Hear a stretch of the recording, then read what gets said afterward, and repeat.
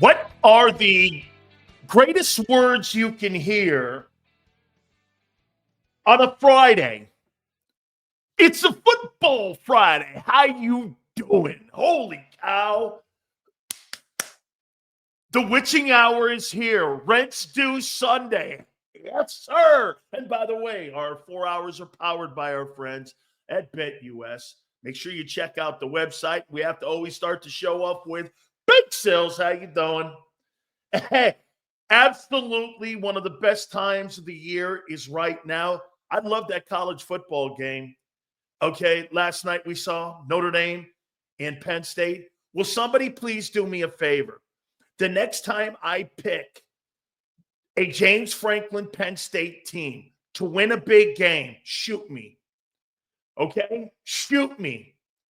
I cannot ever again pick James Franklin in a big game. He cannot win big games. End of story. That guy's only good for beating Northwestern, Rutgers, Maryland. He can't win big games. Oh, and I want to start it out by saying this. Congratulations to Marcus Freeman.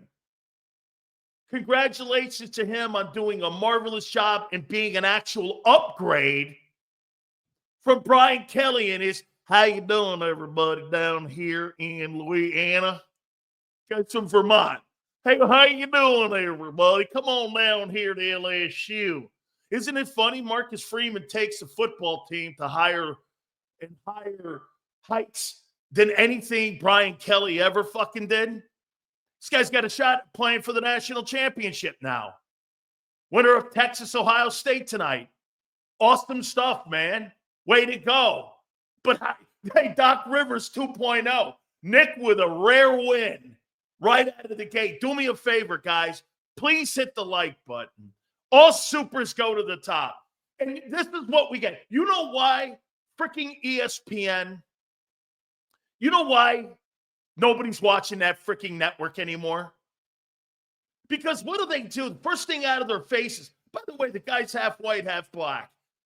What does it feel to be the first black guy to go to a national championship game? And you're like, why wreck the moment with that bullshit? You can have 1,000 stories throughout the entire week. Instead of making it about the coach, make it about the kids. Make it about the kids. He's Asian and black, okay. He's a mixed guy. And what did ESPN do? Of course they landed on. That's why nobody freaking watches that thing. Nobody's saying it's not a great achievement. Nobody's saying that. You're a sports network. You're not CNN. And you know why CNN has horrible ratings? Because of their race baiting. You're a freaking sports network. Act like it. The Entertainment Sports Network, not the Divisive Sports Network. It was so uncomfortable. He was uncomfortable. He says, I don't want to make this about me. I want to make sure we make this about everybody here when it comes to my team and everything. He immediately put it back on his team. That guy is a great coach to want to play for. I would love to play for Marcus Freeman. If that guy was the coach at Notre Dame when I was being recruited to Notre Dame, I'd have went there. That guy is a good-looking coach, man.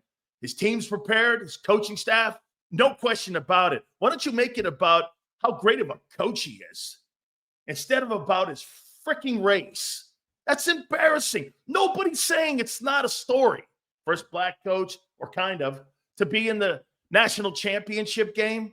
I hate when people make it about that when it's not about that. Dude, the bigger story is Brian Kelly, took the $10 million annually a year at LSU, and everybody thought that when he left Notre Dame, he was going to leave it in ruin. They got better. They got better. Congratulations, Marcus Freeman. That's the story on how he's elevated Notre Dame. I found myself somewhat rooting for Notre Dame. I can't stand both programs. Both of the schools cost us a national championship at one time or another. But I got to tell you, Mark Spindler's son, Rocco, plays in the O-line for Notre Dame, and then kind of rooting. I think he got hurt last night, too. Marcus texted me from Miami and from the game. So I really love the kid, and I've been following the kid's career since he was 10 years old. Me and Mark have been friends since we were at Detroit together. So I was kind of, I didn't really know who the hell to root for because I hate both programs, but I guess I was going for Penn State last night. Zero chance Howie keeps Bond. I pray I'm wrong. We're going to talk about that. The All-Pro team came out. We're going to hit on that here in a second as well, but tonight OSU, as I said, in Texas, will play. Now, I'm going to say this, man. I see the Eagles and everybody in the Philly media saying 6 guys have made the pro or the All-Pro team. It's true. First and second team. It's a pretty good honor. First team is the ultimate honor. Not one Philadelphia Eagle offensive lineman. Hey, by the way, who said that? Who contradicted me, or who said that I'm wrong that Penei Sewell wouldn't beat Lane Johnson out for the first team All-Pro right tackle? Who said that? Somebody in here said that. I said it's a slam dunk. He's going to win the nod for first team All-Pro at right tackle. He's the best right tackle in football, no matter what Nick says. And hey, for the record, Lane's probably the second best offensive tackle in the game. Okay? He's probably the second best offensive.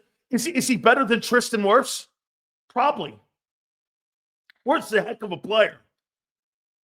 I mean, Trent Williams being out this year kind of opened the door for everybody, but the Associated Press has voted. Who said it? The Associated Press, the All-Pro team, Penei Sewell. I don't know who said it, but we're going to look at the list here. Let me throw this at you right out of the gate here, okay? Don't you think if the Eagles had gone for 2105 and got it, 2 guys would be on that first team All-Pro team? It is paper thin. I completely agree with this. Between Penei and Lane, no question. Paper thin. Yes, sir. That I will agree with. Okay? That I will agree with. It's paper thin. Yes. Yes. I mean, if you went like this, it's one of these votes. Hey, Sills, I'll take Lane. And I'll take Penei. Okay. I'll take Lane and you take Penei. Sure. If you want to go there, you can flip a coin on it. All supers go to the top. Thank you, Nick. I appreciate you out of the gate. Still got it because he's a better run blocker. I don't know about that. I think he got it because he's a better pass protector. He's a better pass protector. Remember, Detroit's a passing team. The Eagles are not. So where would you think that it didn't play a factor that Penei Sewell's a better pass protector? I mean, what did Lane have to protect? 2903? There's nothing in there. Jordan Mailata should have been the All-Pro. Again, it's the 50 sports writers that vote for the MVP that voted for this. Did Jordan Mailata have beaten Tristan Wirfs out? Hey, I don't know about you, man, but Baker Mayfield has had a great year in him protecting Baker Mayfield's backside. So I don't think so. Baker Mayfield's the hottest quarterback going into the playoffs of any quarterback. Baker Mayfield's the hottest quarterback. So let's look at the All-Pro team before we get into the topics and my prediction for Sunday's game. First team. I'm starting to think Lamar Jackson may actually win the Most Valuable Player award. First team All-Pro. Lamar Jackson. Is it a shock? No. Are you surprised? A little. I do think Allen's going to win the MVP by a narrow margin, but you can't look away from the year that Lamar Jackson has had. It's one of the greatest. Would we not agree? It's one of the greatest seasons that a quarterback has ever had in pro football history. 42 touchdown passes, 4,200 yards. I mean, 950 yards rushing. Have you ever seen anything like it? What do you have, 5 picks? That's incredible. He's absolutely been incredible this year. Baker only won to school Jaden, 38-17. How about this, James? Mayfield beat both the Eagles and the Lions this year. It's pretty incredible. You know, I mean, Baker Mayfield has had a great year. Okay? A great year. I mean, here's the all-pro team. Barkley makes it, obviously. Wide receivers, Jamar Chase, Justin Jefferson, and Ahmad St. Brown end up rounding up the receivers. AJ's healthy. He probably beats out Ahmad St. Brown. That's AJ's spot, probably, if he's healthy. Did AJ have an all-pro year this year? I don't know. Even when he was healthy. He's so undefendable, though, man, in that slot. Damn, that thing is so hard to... I mean, hey, how many people in here are old like Sills that remembered that slant pass to Rice from Montana? It was undefendable. You couldn't defend it. Rice would run that slant, and he was gone. He was just gone. And that's kind of what I see here with AJ. When AJ, he's not the speed that Rice has. But boy, I'll tell you, man, when he runs that slant, you can't defend that thing. It's literally unstoppable. Bowers should be the offensive player of the year, all-pro as a rookie's nuts. At the tight end spot, in the game that's got Travis Kelce, Kittle, Goddard, Mark Andrews, absolutely. Brock Bowers has had the best year of any rookie in the NFL, period. That's Jaden Daniels. That's Quinyon Mitchell. That's Jared Verse. Nobody that was drafted this past April has had a better year than Brock Bowers. He is everything and more you wanted out of Georgia. What an absolutely insane year he had. And he played in Las Vegas with toilet quarterbacks. What an absolute superstar. A.J. Brown, modern day Michael Irvin. I see the same traits.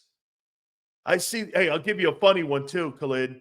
Last night, Michael Irvin goes, who do we root for these two shitty programs we hate? I go, I don't know. I got a tough time too. Notre Dame, Penn State. I'm not sure who to vote for or who to root for tonight. He did the same thing.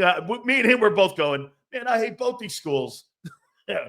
So, hey, yeah, no, he and T.O. He's like that T.O. shit, man. Yeah, Brock Bowers, just absolutely sensational. First team All-Pro. What an absolute amazing, amazing year he had. Left tackle, Tristan Wirfs, Tampa Bay Buccaneers, beats out Jordan Mailata. As I told everybody, when I came up with the big sales, first annual National Football Show All-Pro team, Joe Tooney, Kansas City. There's no better left guard right now. And by the way, Landon Dickerson, I mean, he's right in there too.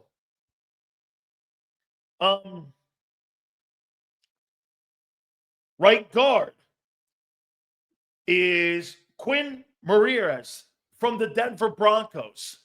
I think that kid is an absolutely great football player. I think he's completely underrated. He's a really good-looking player when you look at what they did this year, especially protecting Bo Nix, a rookie. I mean, no doubt about it, man. I got to go back a little bit here. I'm a little bit shocked when it came to Lamar making that first team All-Pro team. I'm a little bit shocked on it. Creed Humphrey is the center. Now the defense. Edge rushers. Not surprising here in the front seven, except for one man. I'm going to show you something here, guys, which is incredible on what Zach Bond did this year. Is this not standard? And did we not expect Myles Garrett, Trey Hendrickson, the edge? Probably maybe not Hendrickson. You probably would have looked at probably the kid in Dallas, okay, and said maybe him should have been in there with Myles Garrett as the two edge rushers, and you would have expected Micah Parsons to be in there, but Trey led the NFL in sacks this year. Okay. Did I not tell you a month and a half ago who the defensive tackles were going to be for the All-Pro team? They were going to be Cam Hayward, and they were going to be Chris Jones. And that's exactly who they ended up being for the Associated Press first-team All-Pro. Jalen Carter had no shot at beating those two guys out. Now, Jalen Carter next year, if he has the type of year, listen here, if he has the year he had this year, he'll be first team over Cam. Okay? It's kind of how it works. As great as Barkley, as Bond is the best signing. I don't know about that. You're not winning games with just signing Zach Bond. Sorry, dude. Your defense would be good, but you ain't moving the sticks with your quarterback. I disagree with that. You're not winning games with your quarterback. You won games this year, and you're 14. And I'll make a point to you when I get into what I see for Sunday's game. Saquon Barkley's had way more impact on your football team than Zach Bond has. And Zach Bond has had a ton of impact on your team, but nothing like Barkley. I mean, you're out of your tree if you think that. 2,000 rushing yards, okay? 2,000 rushing yards. You can't get away from it. And what he's brought to the offense. And get this, M. Reyes, I'll show you exactly why M. Reyes is full of shit here when we get to the breakdown here. So let's go here. Zach Bond, linebacker, received the most votes of any of the linebackers, Fred Warner and Roquan Smith. Congratulations. You can say goodbye to him now. Bye-bye. You are not resigning him for the money you think you're signing him for. And I don't feel obligated to you to give you a hometown discount. I'm 27 years old. I've made some fair money. I was a third-round pick in New Orleans, so I have some money. But now I'm going to get generational money. I'm not sitting around negotiating. Now, I'll give you this. If you give me the money up front and you give me a good portion of that money up front, I might take less than a base. Because it'll make me feel better about having a $20 million signing bonus. Hey, do me a favor, somebody. Bob, what was the signing bonus that Patrick Queen had? I think if you look at that Patrick Queen number and you look at Patrick Queen's contract that he got with the Pittsburgh Steelers a year ago, I think that's the template that Howie's going to use to sign Zach Bond. I was thinking, I think Pittsburgh ended up giving him $13.4 a year, but the signing bonus dropped that down from $15. He's not making $6 million. Who in their right mind said that? That he's making $6 million. Patrick Queen is not making $6 million. He's making $13.4. The signing bonus was 11. Is that right, Sam? Signing bonus is 11. You give me the 11 up front, and then you give me 12 to play. I'm doing that. That's doable. Okay, that's doable. Now, if he goes onto the market and wants to test the market, okay, and see, I mean, an all-pro linebacker going on the market, that's the double-edged sword of this. If a kid ends up having an all-pro season and he ends up having a year like Zach Bond had, and you sign him to a one-year contract, you have no leverage over him. Barkley, 897 yards less than Hurts' passing. Elite! Oh, I know. That number gets me every time, 2903. Who are we keeping, Bond, Milton, or Becton? I think you can keep them all. Okay? I think you can keep them all. I do think that re-signing Becton is going to be the hardest one. Okay? I think it's going to be a harder one. Is that right, Philly? Dude, 11-5? and then you give me 11.5 was the signing bonus, and then you give me 12 million, 11 million annually over a 3-year contract, that's doable for me. In a system that I like, is the grass greener on the other side. Why the hell would I want to go to Atlanta? Why the hell would I want to go to? I want to play for a winner. And most of the winning teams are not going to pay you that kind of money. Why? Dude, where do you guys think the worst place in the world Zach Bond would fit in? You're going to be shocked when I tell you this. Where is the worst team in the world that Zach Bond can sign with? I'll make the point to you. See, Takeem says the Jets, the Raiders. You guys are not thinking. What is Miami? Bob, tell these guys. What is the worst team in the NFL that Zach Bond can sign with? There you go. Kansas City. Why? Well, we got Patrick Mahomes here, and people take pay cuts when they come here, just like in New England. You don't make money in Kansas City. You don't make money in these winning places. You know why? If they've got an elite quarterback in the building, they're not going to sign you to giant money. You take pay cuts when you go to places like that. How many people ended up going to New England during the Brady era that never made top dollar? Name me one guy who ever made top dollar in New England. Not even a quarterback did. Brady was never the highest paid guy in the league. Their philosophy was, if we can't play Brady as the highest paid quarterback in the NFL, why would we pay you? Okay, why would we pay you? They never see. Look at this. He forgets the story. Randy Moss was traded for a 6th rounder, and they paid him like $2 million a year. When his contract came up, they traded him. They never paid Moss huge money in New England. Never. Moss was traded for a 6th rounder to New England. You forget that. He bombed with the Raiders.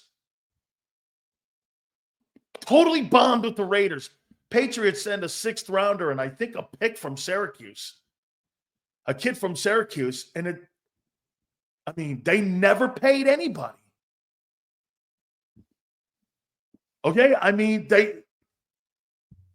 They never paid. Kansas City's not going to pay. You go to teams like the Jets, Miami, the Bears. All those shitty teams are going to overpay. Dallas, they need massive linebacker help. Tennessee, those are places. If you're Zach Bond, you want to play in that rebuild shit? Not me. Now, if you want to chase money, that's one thing. A lot of players do. They'll take the bag of money and they'll leave. And I don't begrudge those guys. Guys, do me a favor. Please hit the like button. Okay? Hey, that's just what it is, man. If Bond walks, we need to beef up the D-line more.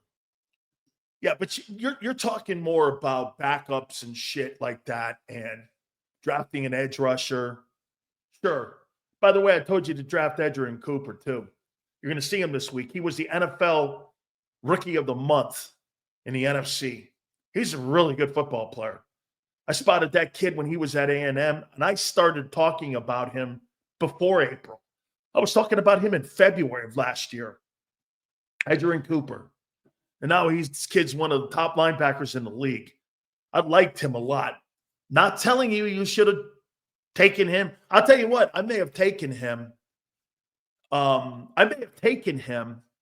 Instead of Cooper DeJean. Because taking him, I would have had him 3 years on a contract at a position that I may lose Zach Bond and feel comfortable with him.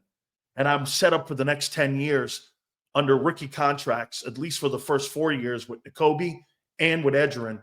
And it's a financial move that you make. You get really good linebacker play with 2 rookies. because now you got a decision to make on Bond and how high you're going to go.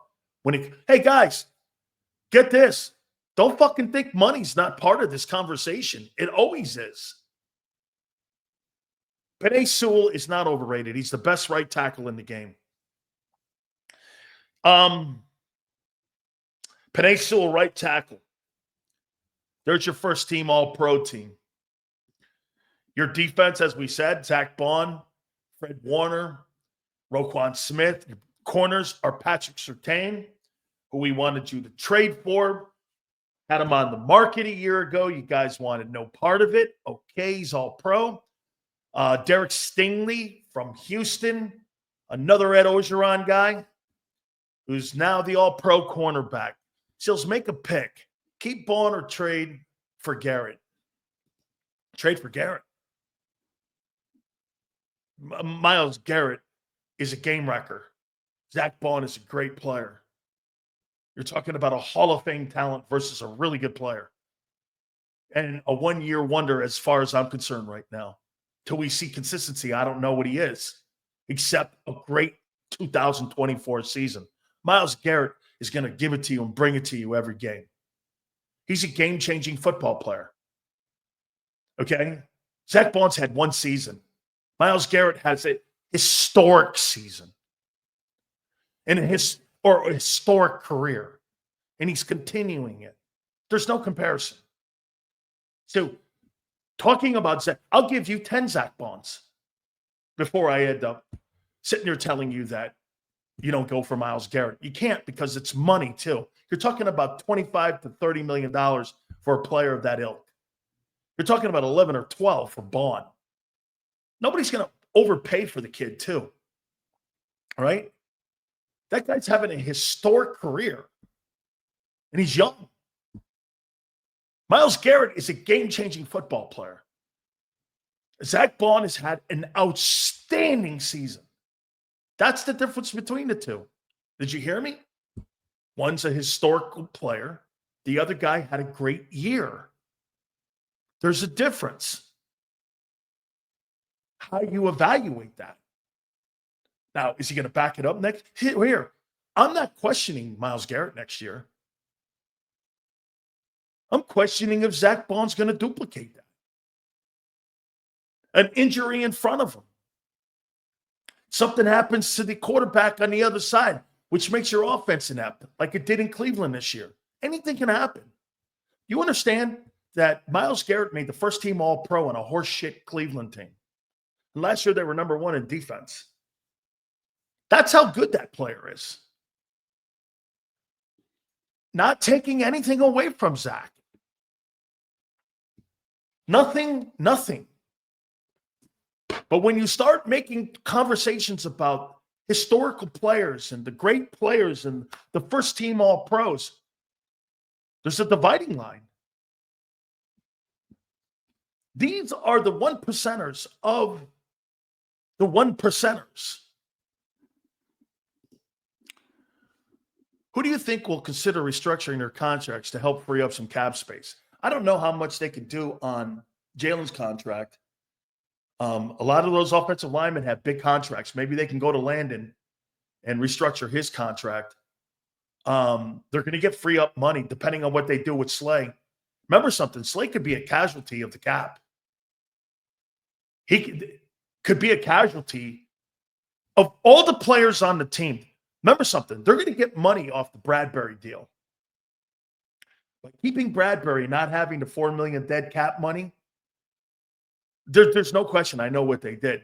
They made sure that they didn't have that $4 million on the cap because they're going to need that money in contract signings. Milton, Becton, and Bond. Those are the three dudes. Isaiah Rodgers, great looking player. He can fucking walk as far as I'm concerned.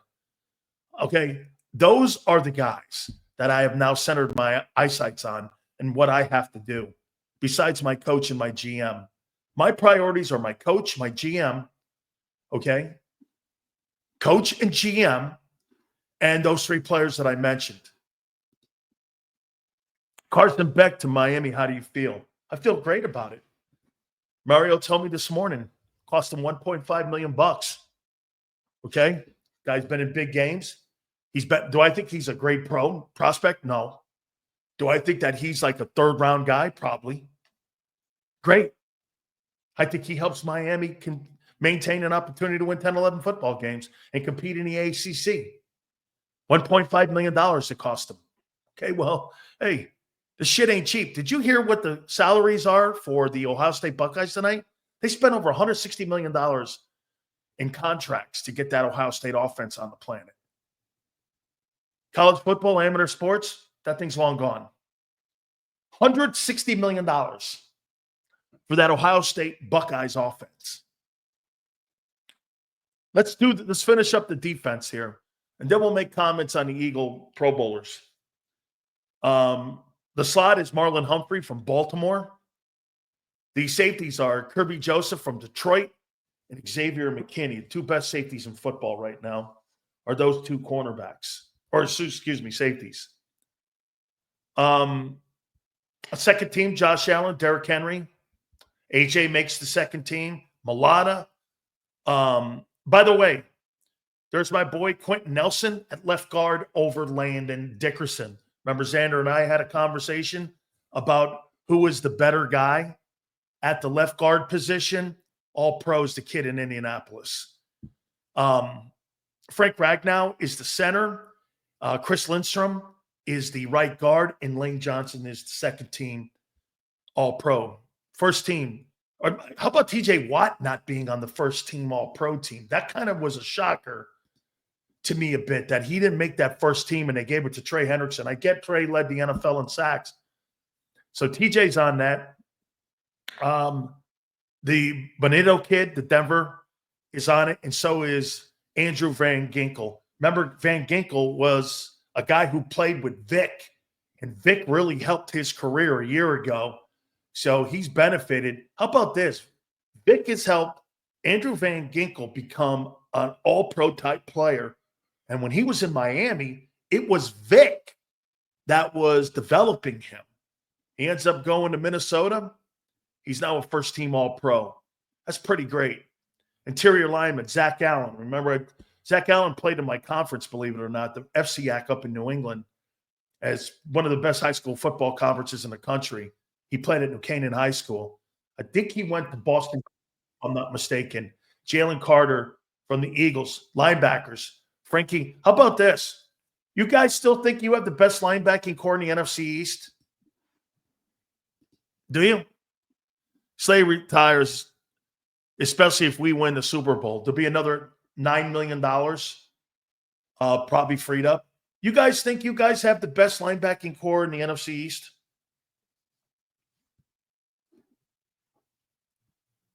New Canaan's a great high school football program. Absolutely. Do you think you have the best linebackers? Well, second team All-Pro linebackers are Bobby Wagner and Frankie Louvu from the Washington Redskins, and Zaire Franklin from Indianapolis. Here's the kid I wanted you guys to draft a couple of years ago at corner, Trent McDuffie. Hey, Xander, can you imagine this? Everyone, imagine if you listen to Big Sales, you'd have Trent McDuffie and Quinyon Mitchell right now playing corner for you. I told you to take the kid, Trent McDuffie. You guys told me he was too small. I'm like, kid's a Pro Bowler. Little did I realize he'd be All-Pro. I said, you need to draft this guy. This guy's the best corner in the draft. Now, the guy said he was too small and he went to Washington, University of Washington. And I'm like, this guy's going to be a great football player. And there he is. You could have had Quinyon Mitchell and Trent McDuffie. No. It was Jalen Carter's draft. It was Jordan Davis's draft, excuse me. No, wrong guy. Then again, you could have Kyle Hamilton, but hey, who's counting? Derwin James is in the slot. I can't believe he didn't make first team. Kyle Hamilton is the second team along with Budda Baker, safeties. So there's like 6 Eagles. And I believe, if I'm not mistaken, you had 2 first-teamers, Bond and Saquon Barkley. Big Sills, I'm all about drafting as many kids as possible from Notre Dame because I believe in that coach to develop great players and men. 304. I have always shied away from Notre Dame players. Name me a superstar Notre Dame player over the last 15 years. Zach Martin. Receivers? No. Quarterbacks? No. I like the running back that's with the Rams, but is he generational or a great player? I don't know about great. He's good. 15 years, Real Zeal. Let's stay in the room here. Name me a skilled player Notre Dame has put on the map in the NFL where you went like Golden Tate is a dude. Name me a skilled guy, quarterback, wide receiver, running back, that you would draft out of Notre Dame. I got that. I said Kyle. I got it. Kyle Hamilton and Zach Martin, probably. Those guys. Okay? Sills knows everything? No. I'm asking you a question. Name me a skilled offensive player Notre Dame has produced in the last 20 years. It's called skilled player, dude. Who's Quentin Mitchell? Name me one skilled player that Notre Dame has produced in the last 20 years. Wide receivers, quarterbacks, running backs. Name me one. You don't go to Notre Dame. Now you might because of what you said, because of Marcus Freeman. If I'm a skilled player, I'm going to Notre Dame. I'm not going to Notre Dame to get screamed at by Brian Kelly. That's not happening. I think Brian Kelly repels people. A Kyle Rudolph? Sure. Okay. That's not a great football player, skilled guy, wide receiver, or running back or quarterback. There's none. No one wanted to play for Brian Kelly. I think that's going to change. Okay? I do, under Marcus Freeman. I agree with you, 304. Okay? I agree with you. I think that changes. And I think you're going to start to see more quality SEC-type players wanting to play for Marcus Freeman. I'm not going to go play for Marcus Freeman because he's black. I'm going to go play for Marcus Freeman because he's a great coach. And that's why I'm going to play for him. And I think great assistant coaches are going to want to coach for him. Brian Kelly's a cancer. I hate him. I didn't like him when he was at Cincinnati, and I couldn't stand him when he was at Notre Dame. It's hard not to root for Marcus Freeman at Notre Dame. It really is. He looks like a super quality guy. Talks about his family all the time, God, all that.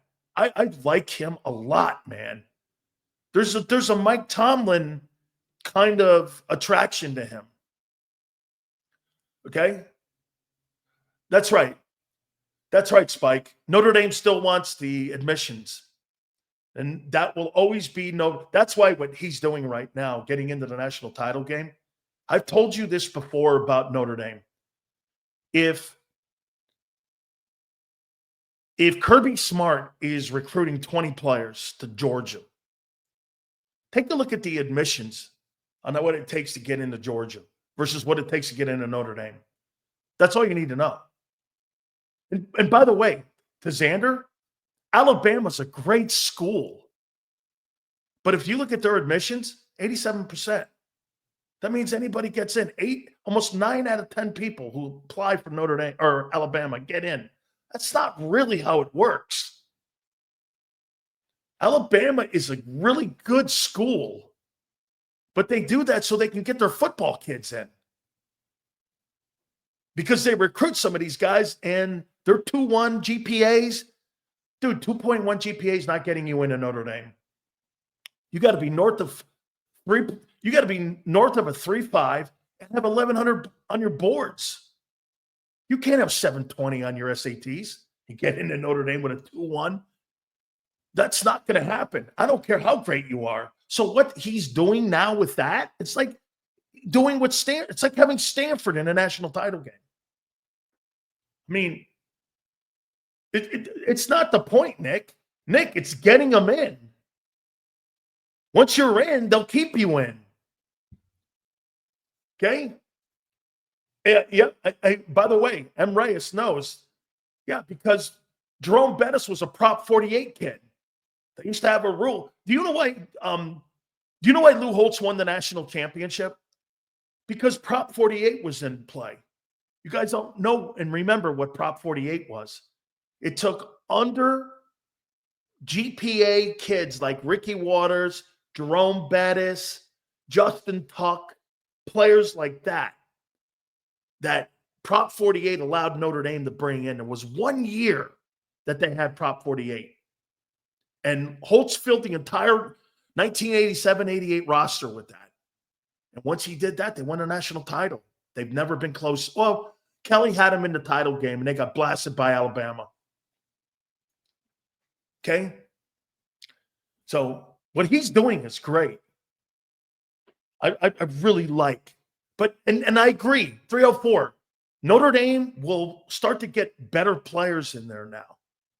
They'll start to get the SEC kids and the kids from Pennsylvania, New Jersey, Ohio, Florida, Texas. Those are the places to recruit. Listen, if you're a Philadelphia kid, I go to Temple. I'd be hard pressed to go to Penn State. I would never go to Notre Dame. You want, hey, I'll move on to this. And I still even have to get to my prediction for Sunday. Let me tell you something. You know what? When I got my recruiting trip and I went to Notre Dame, I can't remember who took me around on my Notre Dame trip. But when they took me around, you know what they said? You want to become an All-American? You come to Notre Dame. You want to win national championships? You go somewhere else. That's what the players on the team under Jerry Fouts used to say. You want to win a national title? You go somewhere else. You want to be an All-American? You go to Notre Dame. Now, Marcus Freeman's changing. I like this guy a lot. Do you understand? I hate Notre Dame. I could care less. I posted a picture of me and Al Golden, who's a decoy. I freaking hate Al Golden. He destroyed my program. Okay? And Notre Dame, I loved it when we beat them 58-7. But I like Marcus Freeman. I do.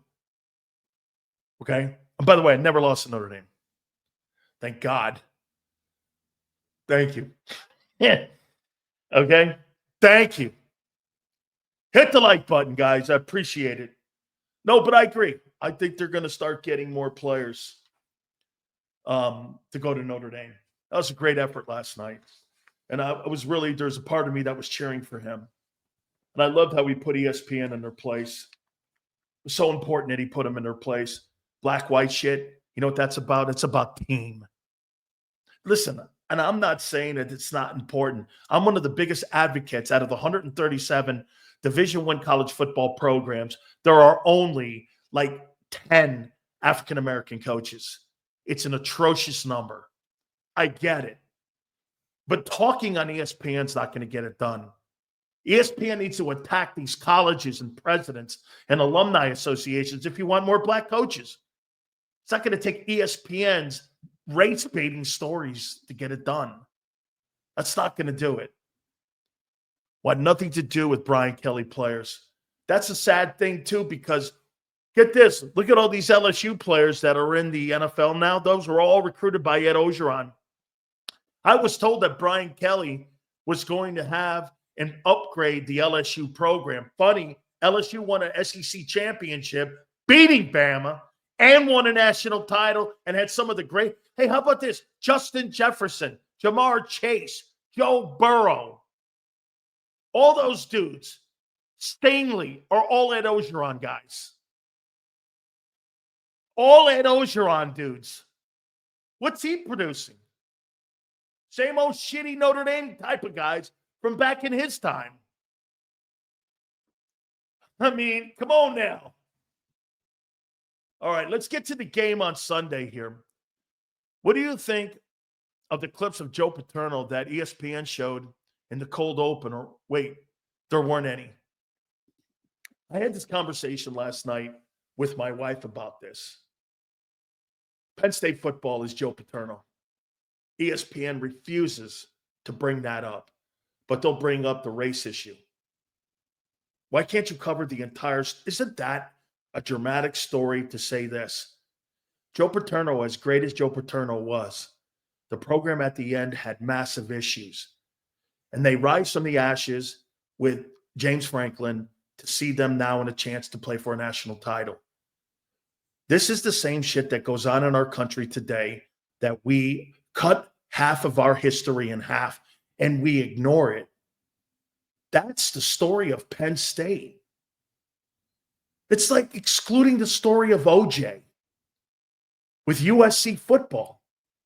Do you know, a couple of years ago, they had erased OJ's records out of the all-time rushing numbers. Why? OJ's part of the USC history and legacy. Why would you do that? He's part of it. He was a murderer. What's it got to do with USC football? What does that have to do with USC football?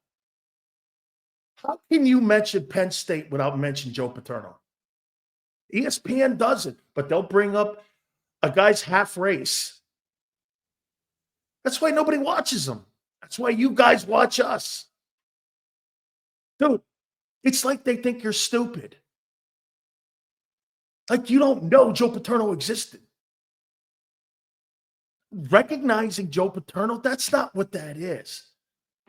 Acknowledging Joe Paterno, that's not what that is. Penn State, we're smart enough to go, isn't that the guy that had that whole situation at the end of the football coaching career at Penn State, and everything went sideways for him like that? Yeah, that's the guy. Okay, well, we're smart enough to dissect that and make our own assessment. They don't want you to make your own fucking assessment over what happened to Penn State. They want to exclude it. Game Day did it too. I said Pat McAfee, I said, you guys are going to spend the entire night talking about a half minority black coach and not bring up Joe Paterno on the other side of that? You're not telling the full story. All right. I like the college playoffs. That game last night was sensational. Will this game on Sunday with the Eagles and Packers be sensational? Do me a favor, guys. Please hit the like button. All right. Give me some scores on what you think this Sunday game is going to look like. It's U.S. policy. Only good history. Erase terrible history. Put everything in its proper context. Take all the good with the bad. That's right. You're exactly right, Harv. All you want to hear is the good. And quite frankly, I want to know both sides. Here we go. 31-17. 27-17. 31-17. 27-20. Nobody's without faults or flaws. If history's only comprised of people who are able to hide their flaws best, you're doing a disservice to the kids. Absolutely. And to the legacy and the history of the kids who played at Penn State, who won those 2 national titles. Do you understand when they brought that up last night, that the last time Penn State won a national title, that was against me? It was the most iconic game ever watched. Still to this day, 100 million people watched it. They did that against me. But they wouldn't bring up or show any of that game. Why? Because Paterno's on the sidelines. Just like crazy. All right. 27-19. This is what I see happening on Sunday. Okay? This is what I see happening Sunday, Packers and Eagles. Health of both quarterbacks going into this game is a storyline. Nerve issues in the elbow. I think it is elbow or hand with Jordan Love. And Hurts coming out of the concussion protocol. Both quarterbacks are dealing with some type of injuries heading into this game. Today, Jalen Hurts was cleared through the concussion protocol, so he's been cleared. And Jordan Love looks like he's going to play on Sunday. Okay? Both, in my opinion, in Philly, you're going to be relying on Saquon Barkley. And the Packers are going to be relying on Josh Jacobs. As much as you think Jordan Love and Jalen Hurts are going to be the centerpieces, they are the most important. The second most important people in those respected huddles are those two running backs. One guy's got 1,700 plus rushing yards and all-purpose yardage this year in Josh Jacobs, and the other guy's got over 2,000 total offensive yards, with two coming in the way of the run game, and that's Saquon Barkley. These are two fabulous football players. You can make the argument these are the two best players in the NFC when it comes to running the football this season. Great seasons for both guys. Great seasons. What do you guys, no, I'll say it. Do you know what the difference between those two running backs is, Josh Jacobs and Saquon Barkley? What would you say the difference is between those two backs? Saquon Barkley and Josh Jacobs of the Packers. What would be the difference, in your opinion, between the two? By the way, Jacobs is a former rushing title champion, too. What would you say would be the number one difference?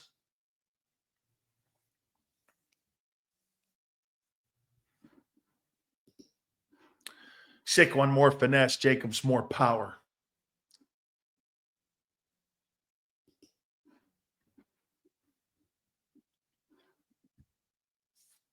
Do you know? There's just better players around Saquon. There's better players. I think Green Bay's got good players, but Eagle players, the O-line, the wideout, to some extent the quarterback, the tight end. He's just got better players around him. Jacobs is a really good football player, but does he have that kind of skill set around him? No. There lies the difference. There's just too many good football players around Saquon Barkley heading into this game. I mean, I like Josh Jacobs a lot. He's a good football player. As a matter of fact, you could make an argument over the last 5 years, Jacobs has had a better career than Saquon Barkley. Prior to this year, even. He's had more rushing yards. I mean, yes. But there's just better football players.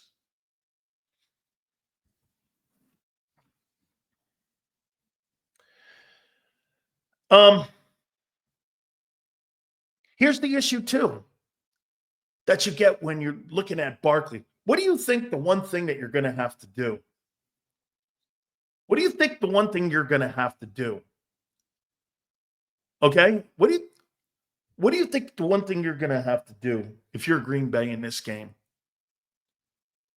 What do you think you're going to have to do if you're Green Bay to win this ball game? You're going to have to stop Saquon. Okay? You're going to have to stop him. That leaves AJ open on that slant. That slant is undefendable. You can't defend that thing. Okay? You can't defend it. So you can do everything in your power to stop Barkley. And that's Hafley's number one, the D coordinator for the Packers, has to stop Saquon. Hurts doesn't frighten me. If I have to pick Barkley beating me or Hurts beating me, I'm going to take stopping Barkley, my number one priority. Jalen Hurts is a priority in the run game. Okay? He's a priority in that run game. So stopping that run game has to be number one. So what about the slant? Keep everything underneath. And you're going to have to play red zone defense. Keep them out of the end zone. If I'm Green Bay, I know they're going to get their yards. Keep them to field goals. If the Eagles roll down the field in the first series and they kick a field goal, that's a win for the Packers. I don't give a shit how many yards they give up. This is red zone defense. in scoring defense if you're Green Bay. If they put up 500 yards in total offense, but score 27 points, you're going to be in a fourth quarter football game. You have got to play red zone defense, and you've got to play with the lead if you're Green Bay in this game. In the first game, if you remember right, and I want to show you something here. This goes back to M. Reyes, what he said. I'm going to show you something because he brought a 10-game winning streak up. Hurts had 34 attempts in that first game. And since week 5, he's never thrown for more than that ever the remaining part of the year, and they went on a 10-game win streak. They took the ball out of his hands. And they went strictly with being a dominantly run football team. He threw the ball 34 times in that ball game. And after week 5, he never threw the ball anywhere near that throughout the remainder of the season. And then they started winning and went on that win streak. They went on that win streak because they took the ball out of his hands. As a matter of fact, that's the facts. He never attempted, after the bye, more than 34 attempts like he had in the first game against Green Bay. I mean, that's not a philosophical comment or a opinion. That's what they did. They came out of that bye going, well, we're going to limit the quarterback and his attempts and up the attempts in the run game. And they won 10 games. Okay? By the way, it's not an indictment. It's what they did. You could dissect it any way you want. And the only way we're going to dissect it is after the season, if they don't complete the mission of winning the Super Bowl. If that was the right way to go about winning a championship. There's no question. It was a formula to win a ton of games this year. Is it the formula to win a Super Bowl? Yet to be determined. Because then M. Reyes can sit in the entire offseason here, posting 14-3, and it won't matter. It meant nothing. At the end of the day, it meant nothing. So that debate is there for after the season. The debate now is that formula good enough to win a Super Bowl? We're going to find out. First game up.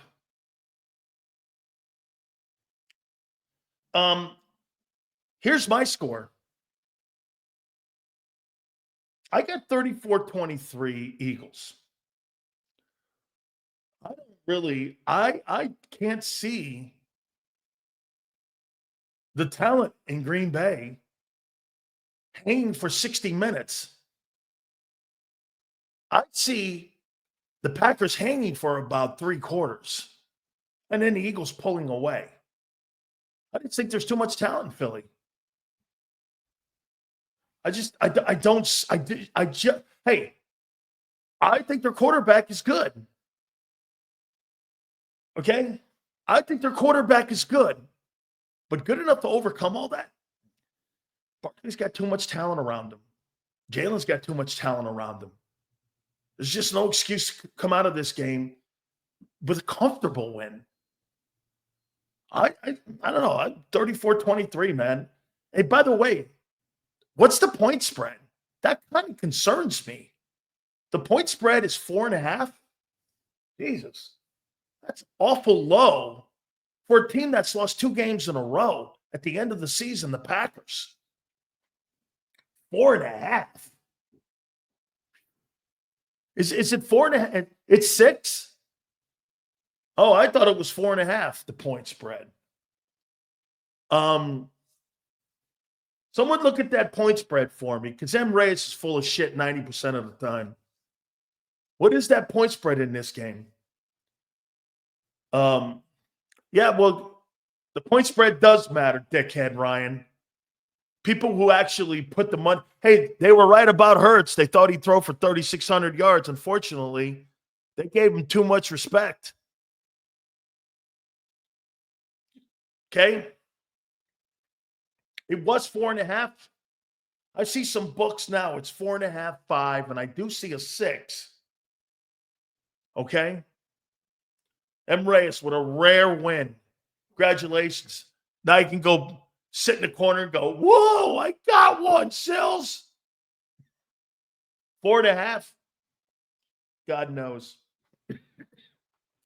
Sirianni spoke today, too. We're going to talk a little bit about that. All right. That's my takeaway. I just don't see, okay? I just don't see where they have an advantage. They got a good run defense, but that run defense is going to be put to the test. Ravens had a good run defense. Steelers had a good run defense. And the Eagles were able to overcome that with their offensive line. This could be one of the greatest runs that the Eagles have ever had if they can consummate a Super Bowl win out of this. Okay? And hey, you're right, man. Packers are going to fight for this. You got to be prepared to be in a fist fight here with them. They're built a lot like you. They're just not as talented as you. Seals, the quick passing game, slants. I think that's what you're going to see, Bob, from Green Bay as well. Get the ball out of his hands, Love. And especially if that zone. Here, Bob, a lot of pre-snap stuff is going to play into this game. Vic Fangio's got to do some pre-snap and then post-snap coverages to kind of try to confuse Love. Love's pretty good back there, and he got a great play caller in LaFleur. I think you're going to get more 3 to 5 step drops out of Green Bay. You're not going to get a full 7-step drop out of that quarterback because he's banged up. And they got a running game that you got to you have to honor. Green Bay's running game you have to honor. I've got to honor Jacobs, and I got to honor that tight end. I mean, you could see some RPOs in this game by Green Bay. Okay? So, I mean, right, that slant pass is more devastating, in my opinion, than that touch push thing. And the slants will help Jalen in the rhythm on Sunday. Won't have the same overthink. That's right. He won't have to overthink that play. That's right. Quick passes. Get him in a rhythm. Don't let him sit back. He is horrible in the pocket. Get over yourselves. He's horrible in the pocket. Holds the ball too long, takes sacks. That's what happened this year. 38 of them. 15 ball games.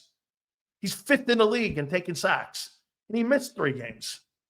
He would have ended up right there around 6, not 60, because I think that's what Caleb Williams took. But let's see, 15 added on to 38. We're talking about 50 some odd sacks he would have took this year. Guy's terrible. Holds the ball too long, more than any quarterback pretty much in the league, and he takes a shitload of sacks. Okay? Shitload of sacks. And had an awful passing year. So, Bob, quick passes, absolutely. Yes. Okay? Absolutely. Hey, 2903 and 18. We'll see what that plays out to be. If that's a real number or not a number or a nothing burger. Of all the quarterbacks in the postseason, Jalen Hurts is nowhere in the top 10, top 15 in quarterbacking, in touchdowns, passing, taking sacks. He's in the top 5. We'll see how this plays out. Very interesting how this is going to go down here. Seals, do we press Love's elbow into the dirt a little harder in these piles? I think they're going to try to avoid as much contact as possible with him. Okay? That's why he's not going to get out and run. Now, my question would be this. Well, Eagle, let me turn around and ask you this. If Jalen Hurts is starting to come through the pile, I'm going to tell my football team and my defensive team, put as many hats as you can on that guy. Hit that guy as hard as you can. I don't give a shit what it is. Let's test it out there. Let's see he's fully healthy out of his concussion. Hit that fucker. Gang tackle him. Put him on his back. Same with Love. If you're Vic Fangio, hey, put as many hats as you can on him. Hit that elbow. Hit them arms. Hit that back. Do everything you can. Gang tackle. Eagles have done a great, when you have a really good tackling football team, count the number of hats that are Eagle hats versus the opposing team's hats. That's how you know you got a good, aggressive football team. Okay? Eagles win this week. Lose next week to Tampa Bay or Minnesota. I don't know about Minnesota, man. I'll talk more about that here in a minute. So I think this will be a great chance for Jalen to get out and really get into an opportunity to get into a rhythm in this game. Where some of your elite quarterbacks you rank better than Hurts. Get this. This is a stupid take again. Jalen Hurts is on the best roster in football. It's a poor comment. A lot of the great quarterbacks in today's NFL aren't on great rosters. They're just not. Joe Burrow's a great case of it. Jalen Hurts he's a benefactor of being on a great roster that the organization's built. Plain and simple. Here, I'll make a point to you. Josh Allen. If Josh Allen's not on that Buffalo team, they're a 5-win team. If Jalen Hurts is not on that Eagle team, we saw what they've done the last 2 weeks. They're a 9-10 win team. Easy. Well, Sills honor Twiz's bet. Xander, get the man a Hurts jersey next week. Let's get the season finished first. Okay? One of the absolute off seasons and postseasons. This is going to come down. Okay? This is going to come down to Jalen Hurts, and he'll be defined in this postseason.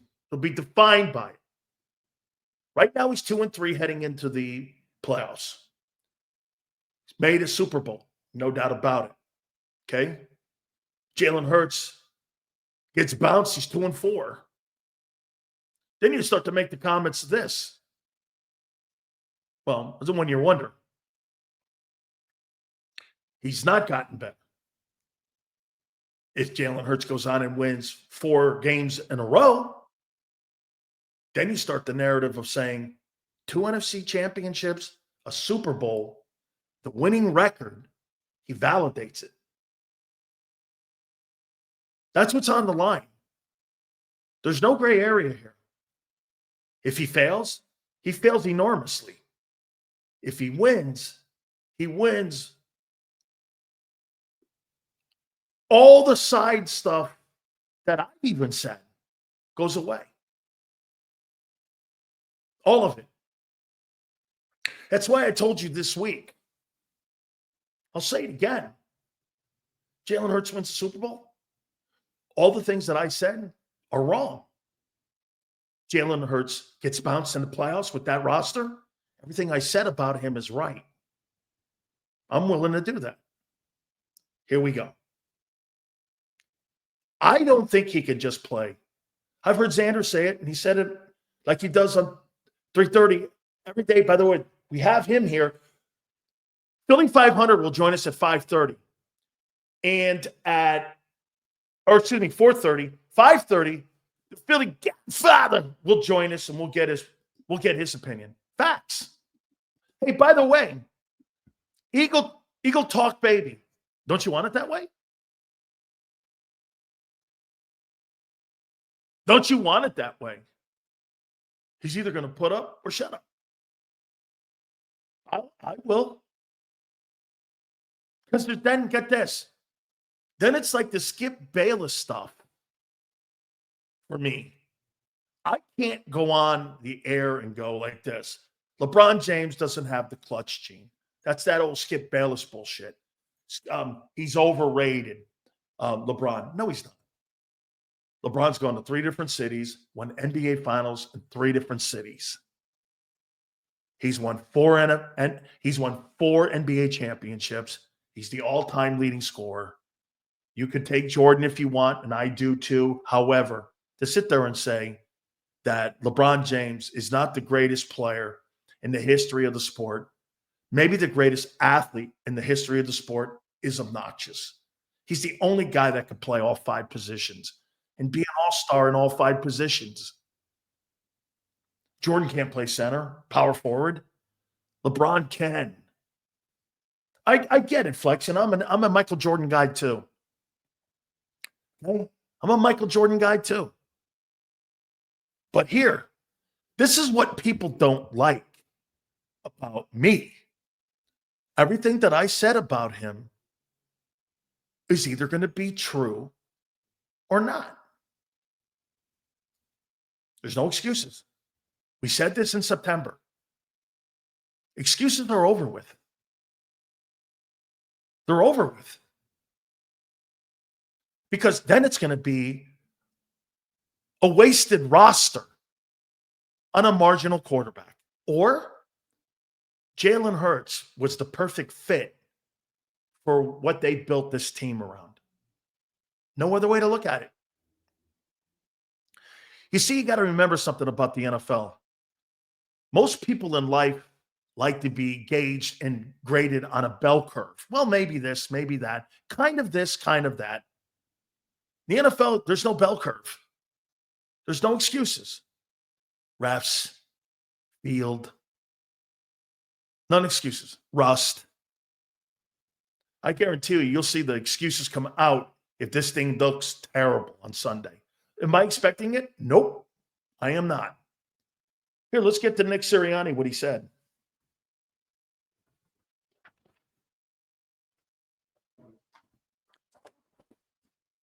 Hey, man, I wonder how nervous you are.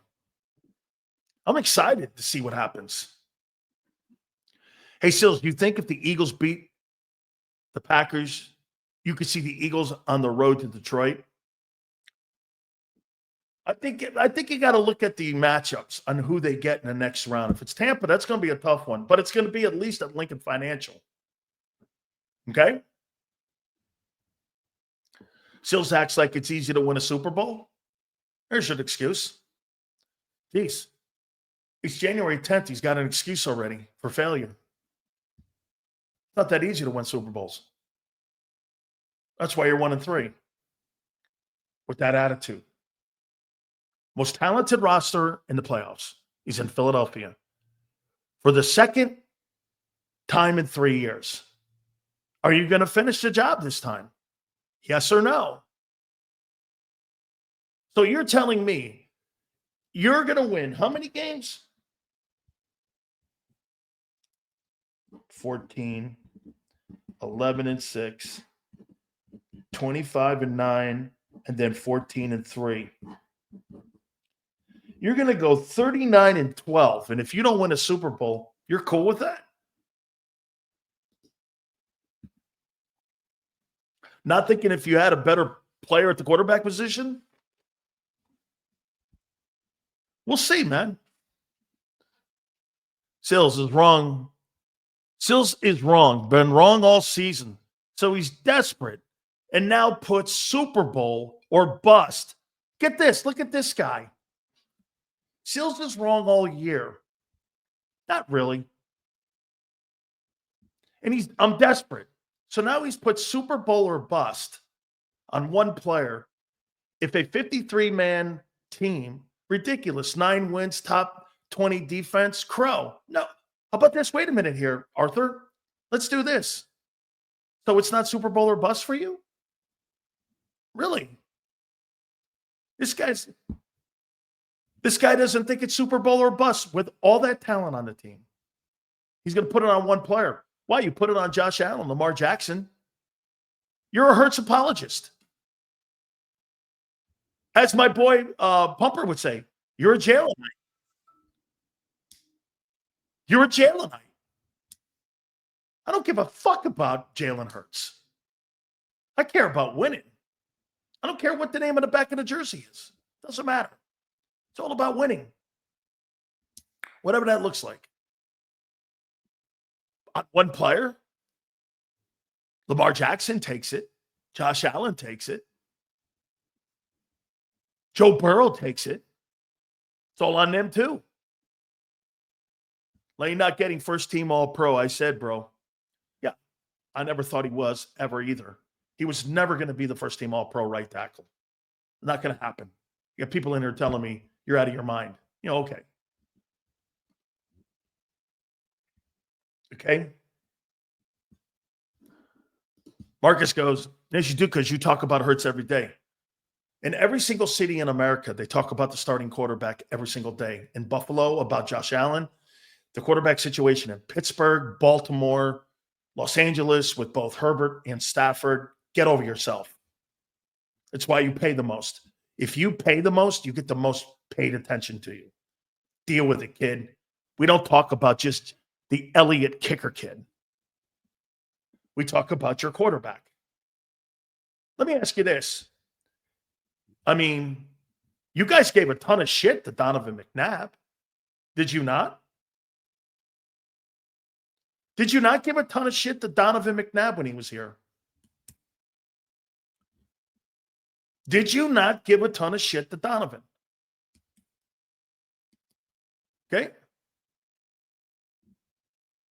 Did you not? Okay. Couldn't win a big one. Started getting that label. John Elway had that label for a while, that he couldn't win the big one. Eagle fans trashed Donovan McNabb. Trashed him. This guy gets a hall pass for every. Can you imagine it? Hey, let me ask you guys something real quick here. Even the ultimate Jalen Hurts fans, if Donovan McNabb had thrown for 2,900 yards and 18 touchdowns one year, what would you have done and said about him? Did McNabb ever do that in one of those playoff run years? Let me take a look at that. Donovan McNabb.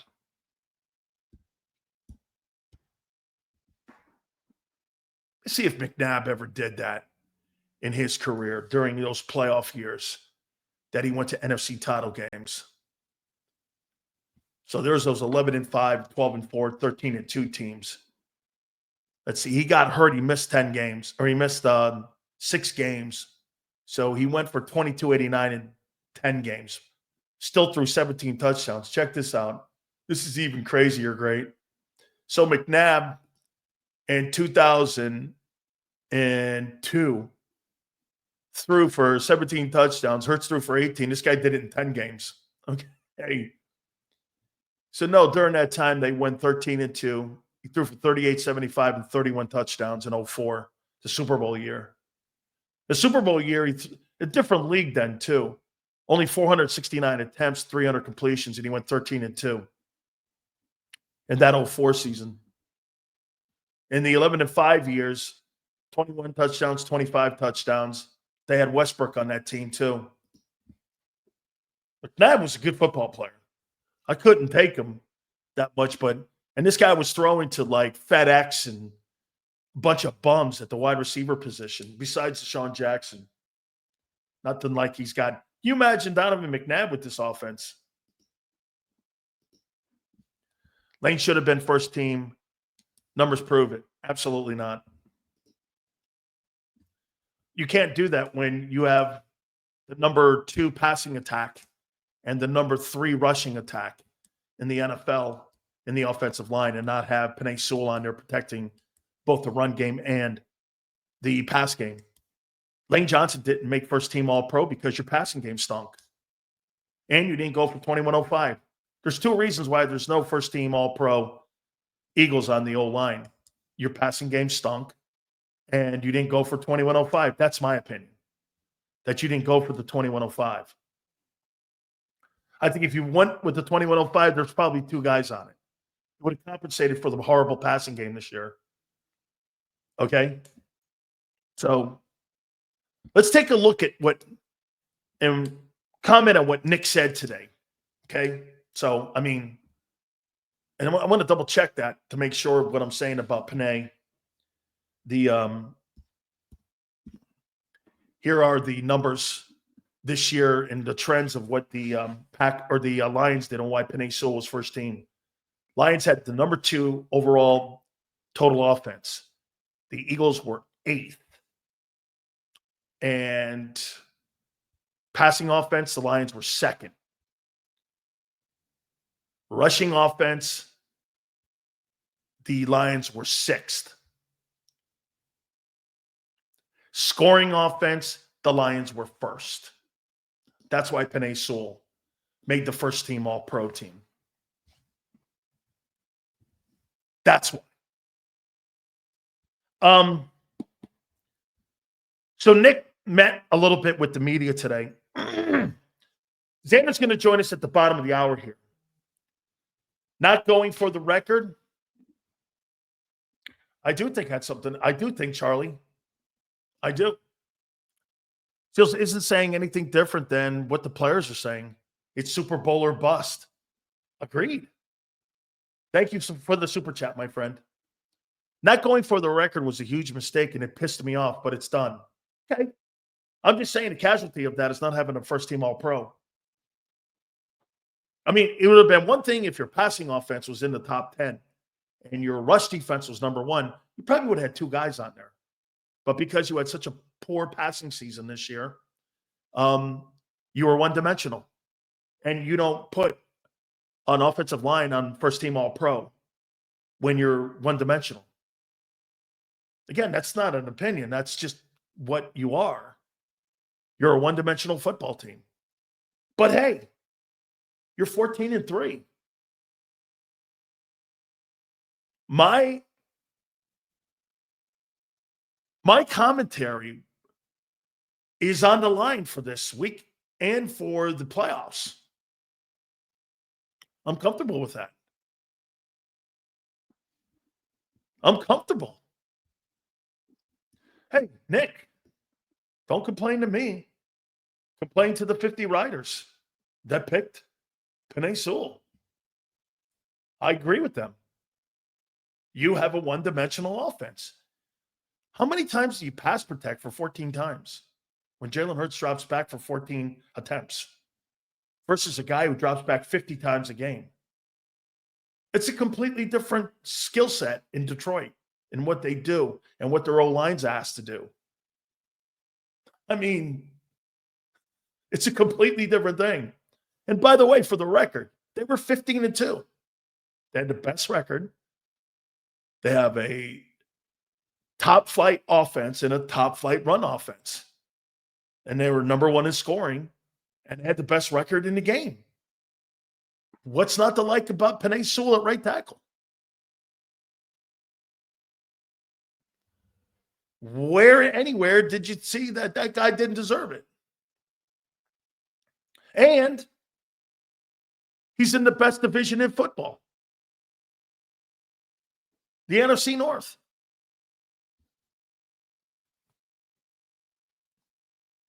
By the way, hey, and as I've said, the difference between Penei Sewell and Lane Johnson, you guys are all getting butthurt over it, is this thin. It's this thin. It's nothing to cry about. How about this? Is Lane Johnson the second best offensive tackle in the league? Yeah. Could you argue he's the best? Yeah. Like, again, this is you want him? Great. I'll take the other guy. You want him? Great. I'll take the other guy. Okay. Get your butt hurt. When you win like they did, you get rewarded. When you do things like Detroit did, you get rewarded.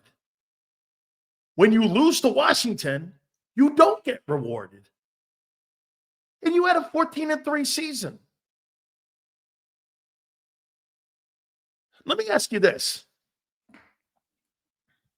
Before we get to Nick, who do you think has played better football the last 2 weeks of the season? The Eagles or the Lions?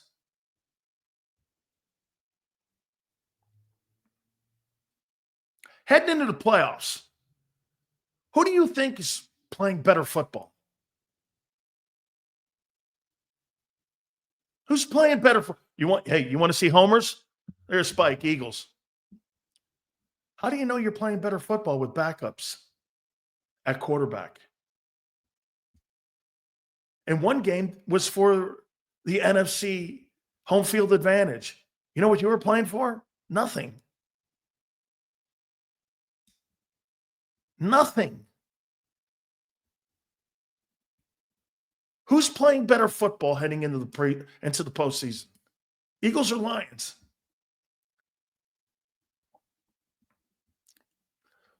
That's why I would say Sunday, slow starts is something that is a real thing. That's a real thing. I've told you flat out, there's no way I see the Packers winning this. I got 34-23. Isn't that a comfortable win? I mean, I don't see it. I just don't.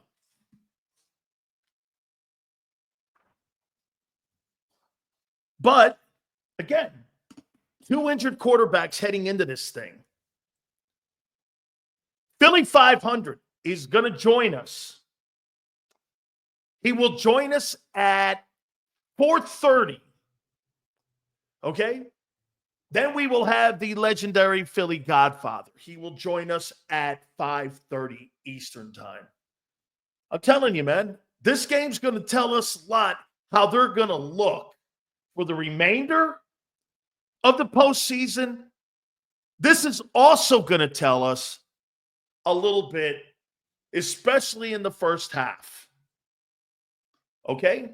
Especially in the first half of this game. It's going to tell us a lot. I don't think you can get to a slow start in this ball game. I actually think the Packer defense has picked it up the last month and has played better football. Hit that like button. Hey, man, it's Football Friday.